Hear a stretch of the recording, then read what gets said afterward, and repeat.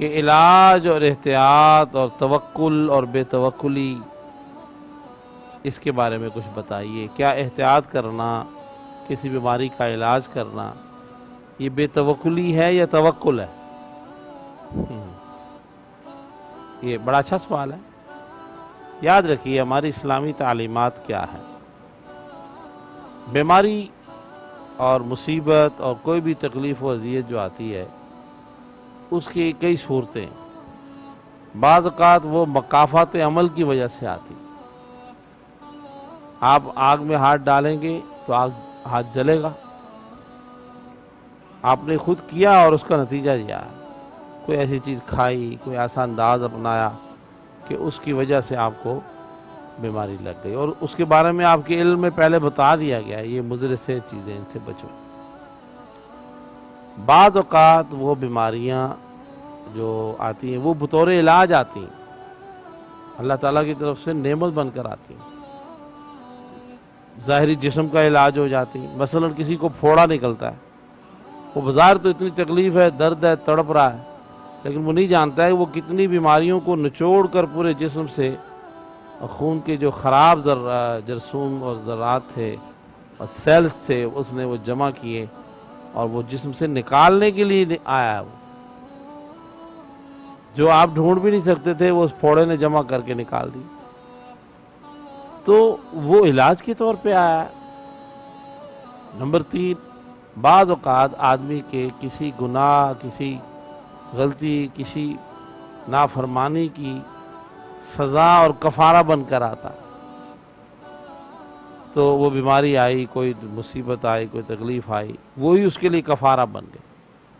جیسے جسمانی صحت کے لیے آئی، ایسے وہ اس کی روحانی اور آخرت کے معاملات کے لیے آسانی کا ذریعہ بن گئی۔ نمبر 4، بعض اوقات بطور عذاب آتی، کہ جب وہ بہت زیادہ، عذاب تب آتا ہے جب انسان بہت زیادہ ظالم ہو جاتا ہے یا انسان بہت زیادہ باغی ہو جاتا ہے۔ ظالم اور باغی میں فرق ہے۔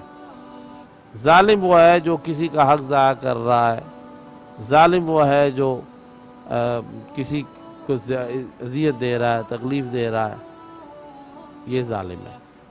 اور باغی وہ ہوتا ہے جو کسی چیز کو ماننے کے لیے تیار ہی نہ ہو، کسی دین کے لیے کھلا منکر ہو جائے۔ ہر کافر بھی باغی نہیں ہے۔ کافر عملاً باغی ضرور ہے کہ وہ انکار کر رہا ہے، دین کو نہیں مان رہا، لیکن وہ خاموش ہے، اپنے دین پہ عمل کر رہا ہے، باعث اذیت نہیں ہے، تو وہ کھلم کھلا باغی نہیں کہلاتا۔ وہ باغی اس معنی میں تو ہے کہ وہ اسلام کو قبول نہیں کر رہا، لیکن کھلم کھلا اس کا انکار اور مخالفت، یہ سرکشی بغاوت کہلاتی ہے، کھلی بغاوت۔ عذاب جب بھی نازل ہوا ہے وہ کھلی بغاوت کرنے والوں اور کھلا ظلم کرنے والوں پر نازل ہوا ہے۔ اس کے علاوہ جتنے گناہ اور جرم ہیں ان کی سزائیں چھوٹی موٹی اترتی رہتی ہیں، اور ان کی نصیحت کے لیے مختلف چیزوں کے راستے بنائے جاتے ہیں۔ انبیاء تشریف لاتے رہے، اولیاء اللہ، نیک صالح لوگ، بعض اوقات کسی چیز کو عبرت ناک بنا کر پیش کیا جاتا ہے کہ وہ دیکھنے والے لوگوں کے لیے اصلاح کا ذریعہ بن جاتی، نصیحت کا ذریعہ بن جاتی۔ یہ 4 اسباب ہیں بیماریاں، تکالیف، ان سب چیزوں کے آنے۔ تو ہر بیماری کو عذاب نہیں سمجھ لینا چاہیے، اور ہر عذاب کو آپ صرف بیماری نہ سمجھ لیں۔ ہماری یہی بیماری ہے کہ جس کو عذاب سمجھنا ہے اس کو ہم بیماری سمجھ رہے ہیں، یہ اس لیے ہوا ہے، یہ اس لیے ہوا ہے، اور جس کو بیماری سمجھنا ہے اس کو عذاب سمجھنا ہے۔ استغفر اللہ، استغفر اللہ۔ اس لیے اس کا علاج نہیں ہو پائے گا۔ جب آپ یہ سمجھ رہے ہیں کہ یہ میرے پہ عذاب ہے، تو آپ کبھی بھی اس بیماری میں احتیاط نہیں کریں گے، کسی اور طرف نہیں جائیں گے، بھی یہ عذاب ہے، میں تو بچ نہیں پاؤں گا۔ اور جب آپ نے یہ سمجھ لیا کہ یہ بیماری میرے فلاں کام کی غلطی کی وجہ سے مجھے ایسا ہوا، مجھے وہ نہیں کرنا چاہیے، اس سے بچنا چاہیے، تو آپ اس سے ضرور کنارہ کش ہوں گے، بچیں گے۔ اب پھر قوموں پر اجتماعی بیماریاں یا عذاب و مصائب نازل ہوتے ہیں، تو اس کے اندر کیا ہوتا ہے کہ ضروری نہیں ہے کہ اس قوم کے ہر فرد کے لیے وہ عذاب ہو۔ اللہ تعالیٰ نے کس کے لیے اس کو مقرر کیا ہے، کون بچے گا کون نہیں بچے گا، کوئی نہیں جانتا۔ اب اس میں حکم یہ ہوتا ہے کہ ہر آدمی احتیاطی تدابیر، تجربے اور بچنے کے ذرائع اپنائے گا، اپنی کوشش پوری کرے گا، جان بچانے کی جو تعلیم دی گئی ہے، حفاظت کی تعلیم دی، اس پر عمل کرے گا، اس کو اجر ملے گا۔ پھر بھی اللہ نے اگر اس کو اس عذاب میں مبتلا ہونا ارادہ فرما لیا ہے تو وہ اس میں مبتلا ہو جائے گا، نہیں بچ پائے گا، اور اللہ نے نہیں ارادہ فرمایا تو بچ جائے گا۔ لیکن اس میں احتیاط نہ کرنا اور احتیاطی تدابیر کی طرف نہ جانا یہ توکل نہیں ہے۔ سوال یہ تھا کہ علاج اور احتیاط توکل ہے یا بے توکلی ہے، تو سمجھ لیجئے احتیاط اور علاج کا اللہ نے خود حکم دیا ہے، اس کے پیارے رسول صلی اللہ تعالی علیہ وآلہ وسلم کی خود تعلیمات ہیں۔ ہر حال میں انسان کو علاج بھی کرنا ہے اور احتیاط بھی کرنی ہے۔ قرآن مجید میں خود کہا اپنے آپ کو ہلاکت میں نہ ڈالو، اپنے آپ کو ضائع نہ کرو۔ تو احتیاط اور علاج کا تعلق صرف بیماری سے نہیں ہے، اور بھی چیزوں سے۔ کیا کوئی جان بوجھ کر گاڑی کے نیچے سر دے گا توکل رکھتے ہوئے؟ کیوں احتیاط کر رہا ہے گاڑی سے؟ وہ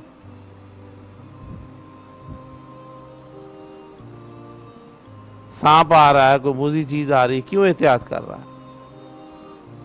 اس لیے کر رہا ہے نا کہ اس کو حکم ہے خذوا حذرکم، اپنی پناہ کو پکڑو، اپنی احتیاطی تدابیر اور علاج کو لو، جہاں تک ہو سکے، جتنا آپ کی قوت ہے، طاقت ہے، آپ کو اللہ نے ہمت دی ہے، آپ کو دولت دی ہے، آپ کو عقل دی ہے، اس کو استعمال کرو۔ اگر اسلام نے توکل کا معنی یہ دیا ہوتا کہ بھائی بیمار ہو جائے تو بالکل اللہ پہ توکل، اللہ تعالیٰ دے گا، شفا دے گا، نہیں تو نہیں دے گا، تو پھر بھوکا کھانا کیوں کھاتا ہے؟ اس وقت اس کا توکل کہاں جاتا ہے؟ کیا اللہ تعالیٰ بغیر کھلائے سیراب کرنے پر قادر نہیں ہے؟ بغیر پیے پیاس بجھانے پر قادر نہیں ہے؟ وہ کیوں پیتا ہے؟ تو اسی نے اسباب بنائے، حکم دیا کہ ان اسباب کے تحت اپنی بھوک پیاس کو مٹاؤ۔ تو دوائیاں اور یہ علاج بھی اسی نے بنائے، جڑی بوٹیاں اور ساری کائنات کے علاج اسی نے پیدا کیے۔ پہلے پیدا کیے، پھر انسان کو عقل دی، اس تک پہنچایا کہ اس میں کیا ہے اور اس کا کیسا کیسا استعمال ہو سکتا ہے۔ یہ سب کس نے کیا؟ سبحان اللہ۔ حضرت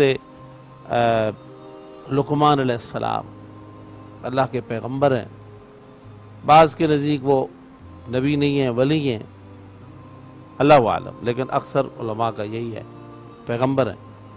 ان پر اللہ نے جو وحی اور علم اتارا وہ یہی اتارا۔ آپ کو اللہ نے یہ معجزہ دیا کہ جس جڑی بوٹی کی طرف توجہ کرتے تھے تو اس کی ساری خصوصیات آپ کے علم میں آ جاتی تھی۔ ذائقہ اس کا کیا ہے وہ بتا دیتی تھی، خود بولتی تھی، لیکن ایسا کلام کرتی تھی کہ کوئی اور نہیں سن پاتا تھا، ان کو آ جاتا تھا۔ اس کا ذائقہ کیا ہے، اس کی مزاج کیا ہے، گرم ہے ٹھنڈی ہے، کن کن بیماریوں کا اس میں علاج ہے، اس کو کس کے ساتھ ملا کے کیا بنایا جا سکتا ہے، سب ان کے علم میں آ جاتا۔ سب سے پہلے یہ علم انہی کے ذریعے انسانیت کو ملا۔ آج کی جتنی تحقیق ہے، کیمیکلز ہیں، دوائیاں تیار ہو رہی ہیں، جو کچھ ہو رہا ہے انسان اس تک پہنچتا ہے، اللہ تعالیٰ اس تک پہنچاتا ہے، اور وہ انسان کی تحقیق کے دائرے میں وہ چیز آ جاتی ہے۔ پہلے وہ بیماری کو سمجھتا ہے، بیماری کیا ہے، پھر وہ اس کے علاج کے لیے چیزوں کو سمجھتا ہے، اس کے اثرات کیا ہیں، پھر دونوں کو ملاتا ہے، پھر اس کا تجربہ کرتا ہے۔ تو علیحدہ علم ہے یہ، حکمت کے بھی، میڈیکل کے بھی۔ تو علاج اور احتیاط توکل کے خلاف نہیں ہے، اللہ کے حکم کے مطابق ہے اور اس کے رسول کی تعلیم ہے۔ حضور نے احتیاط کا بھی حکم دیا، حضور نے علاج کا بھی حکم دیا، لیکن ہمارے پیارے نبی صلی اللہ علیہ وسلم نے علاج دو طریقے کے بتائے۔ ایک تو یہ شاہ فرمایا کہ اس کے ظاہری علاج کی طرف جاؤ، اور خود علاج کیے حضور نے، مختلف چیزیں کھانے کے لیے کہا، یہ کھاؤ تمہاری طبیعت ٹھیک ہو جائے گی، مختلف بیماروں کے لیے۔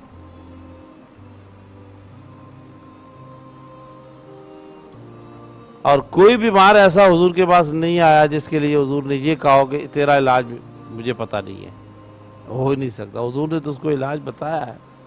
جب حضرت لقمان کا یہ حال ہے تو حضور کا عالم کیا ہوگا علوم کا، سیدھی سی بات۔ بلکہ ایک روایت میں ملتا ہے، میں پڑھ کے اتنا حیران ہوا کہ رسول پاک صلی اللہ علیہ وسلم جنگ تبوک میں، غزوہ تبوک کے لیے جا رہے تھے، تو جاتے جاتے آپ صلی اللہ علیہ وسلم نے ایک جگہ قیام فرمایا تو ایک وادی دیکھی، بلندی پر تھے تو نیچے ایک وادی دیکھی تو بہت مسکرائے، بہت زیادہ مسکرائے۔ تو صحابہ کرام تو ہر وقت ٹک ٹکی باندھ کر چہرے کے حال کو دیکھتے اور پڑھتے تھے، کیونکہ چہرہ مصطفیٰ سارے علوم کی کتاب تھی، دیکھتے کہ یہ کیا ہو رہا ہے۔ فوراً کہا یا رسول اللہ، کیا اس میں کیا حکمت ہے، کیوں آپ مسکرا رہے ہیں؟ حضور نے فرمایا کہ لقمان نے دوائیاں بنائیں اور موت سے بچنے کی دوائی تیار کرنے میں لگ گیا۔ بوٹیاں ساری پتہ چل گئیں، یہ یہاں تک لے جاتی ہے، یہاں تک لے جاتی ہے، تو وہ ایک بوٹی انہوں نے ایسی ڈھونڈی کہ اس کو کئی جڑی بوٹیوں سے ملایا تو ایک صفوف تیار کیا۔ اپنے خیال میں انہوں نے موت کا علاج تیار کر لیا، لیکن ان کو یہ بھی ساتھ تھا کہ ہو سکتا ہے کہ یہ نہ ہو، تجربہ نہیں کیا تھا نا، ابھی تو دوائی تیار ہوئی۔ اللہ اکبر۔ فرمایا کہ وہ اس وادی میں کھڑے تھے تو اللہ تعالیٰ نے حکم دیا فرشتے کو، جا کے ہوا چلا دو، ان کا سارا پوڑا اڑ گیا، اور میں دیکھ رہا ہوں کہ وہ جڑی بوٹیوں کی اس وادی میں اگی ہوئی ہے جو لقمان کے پوڑے کی اڑا دی گئی۔ تو یہ علوم ہیں اور دوائیاں اور یہ سسٹم سارا انسان کے لیے شروع سے پیدا کیا گیا۔ پتھروں کے ذریعے علاج ہوتا تھا، مختلف پتھر پیس کے پلائے جاتے، گھول کے پلائے جاتے، اس کے اپنے اپنے اثرات تھے۔ مٹی کے اندر شفا تھی، مٹیاں مختلف، حضور نے نہیں فرمایا میرے شہر کی مٹی شفا ہے، گرد و غبار مریضوں کے لیے شفا ہے، تو دوا بتائی نا حضور نے، زمزم شفا ہے، دوا بتائی نا۔ تو ظاہری ادویات کھجوروں کے لیے فرمایا شفا ہے، خطوط نجوہ کھجور کے لیے فرمایا، برنی کھجور کے لیے فرمایا، اس طرح ہزار ہاتھ دوائیاں حضور نے بتائی۔ طب نبوی پورا ایک علیحدہ سے احادیث کے اندر باب ہے جس میں رسول اللہ علاج بتاتے ہیں، اس میں احتیاطیں بتاتے ہیں۔ تو یہ توکل کے خلاف ہوتا تو کوئی پیغمبر اپنے رب سے توکل سے ہٹا کر علاج اور احتیاطوں میں کیوں لگائیں گے؟ یہ ایک بالکل جاہلانہ تصور ہے کہ وہ بندر کو ملی ہلدی اور وہ حکیم بن بیٹھا، وہ مثال ہے کہ لوگوں نے کہیں توکل سن لیا تو وہ ہر بات پہ کہتے ہیں بس توکل ہے ہمارا جی، وہ علاج اور احتیاط کو جو ہے بے توکلی سمجھ رہے ہیں۔ وہ آدھی بات کو سنا انہوں نے، آدھی بات ان کے پاس پہنچی، جاہل لوگ ہیں نا، تو آدھی بات کا استعمال کر لیتے ہیں، اس میں بڑے پڑھے لکھے لوگ بھی استعمال ہو جاتے ہیں۔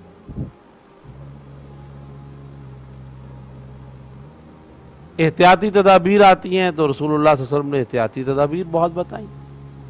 بخار کا علاج حضور بتا رہے، صبح کے وقت 3 دن نہلاؤ، مشکات میں حدیث موجود ہے، بخار ٹھنڈا ہو جائے گا۔ خود بخار کے عالم میں رسول اللہ صلی اللہ علیہ وسلم نے، بخاری شریف کی حدیث موجود ہے، 7 مشکیزیں پانی کے بھرنے کا حکم دیا اور فرمایا کہ میرے اوپر ڈالو ایک ایک کر کے بطور علاج۔ تو کیا رسول اللہ کا توکل؟ استغفر اللہ۔ تو یہ بالکل خیال غلط ہے، اس کو رد کرنا چاہیے۔ اچھا، دوسرا علاج حضور نے کیا فرمایا؟ فرمایا صدقہ کرو، دعائیں کرو اللہ کی بارگاہ پہ، تمہاری بیماریوں کا علاج یہ ہے۔ اپنی بیماریوں کو دفع دور کرنے کے لیے، بلاؤں کو ہٹانے کے لیے عاجزی انکساری سے رو کر دعائیں کرو، صدقہ کرو، یہ ٹال دو۔ دیکھیں نا، یہ بھی تو علاج ہے، کیوں نہیں کہا کہ توکل کرو؟ اب یاد رکھیے کہ اسباب پورے اپنانے کے بعد توکل کیا جائے گا۔ روٹی کھا کے آپ دعا کریں گے کہ یا اللہ اسے میری غذا بنا دے، یہ میرے لیے مصیبت و بلا نہ بن جائے۔ فوڈ پوائزن بھی تو کھانے سے ہی ہوتا ہے نا، فوڈ پوائزن ہے، خوراک سے زہر بن گیا. یہ دعا مانگتے ہیں یا اللہ اسے میرے لیے غذا بنا، شفا بنا. پانی پی کے دعا مانگیں گے یا اللہ، توکل کریں گے کہ اللہ تعالیٰ اسے شفا بنائے، میرے سے اس کی پیاس ہی بجھے، کچھ اور نہ ہو جائے. توکل اسباب اپنانے کے بعد، جیسا کہ آگے حدیث شریف بھی آئے گی، رسول پاک صلی اللہ علیہ وسلم سے کسی نے سوال کیا، یا رسول اللہ میں اونٹ کو اپنی سواری کے بارے میں اللہ سے توکل کب کروں؟ سرکار نے فرمایا عقلھا ثم توکل، عقلھا ثم توکل، پہلے اسے باندھ پھر اللہ پہ توکل کر. اسباب جو ظاہری تمہیں دیے گئے، رسی، کسی کھونڈی سے جانور کا باندھنا، یہ تمہیں عقل میں اللہ نے اتارا ہے نا، کسی کے ذریعے تو تمہیں یہ سکھایا اللہ نے، پہلے سے اپنا پھر توکل کر. کافر اور مومن میں کیا فرق ہے؟ کافر صرف اسباب اپناتا ہے، مومن اسباب اپنانے کے بعد توکل اختیار کرتا ہے. کافر صرف اسباب ہی کو اپنی کامیابی کا ذریعہ سمجھتا ہے اور کسی چیز کو نہیں سمجھتا، لیکن مومن جو ہے وہ اسباب کو اللہ اور اس کے رسول کی تعلیمات کے مطابق صرف حکم بجا لانے کے لیے اپناتا ہے، اور پھر کہتا ہے ہونا تو میرے رب کے فضل سے ہی ہے سب. تو کبھی بھی یہ نہ سوچیں کہ توکل اور احتیاط و علاج کا آپس میں کوئی ٹکراؤ ہے، ہرگز ایسی بات نہیں ہے. اللہ تعالیٰ سمجھنے کی توفیق عطا فرمائے اور ہمیں متوکل بھی بنائے اور محتاط بھی بنائے. آمین ثم آمین.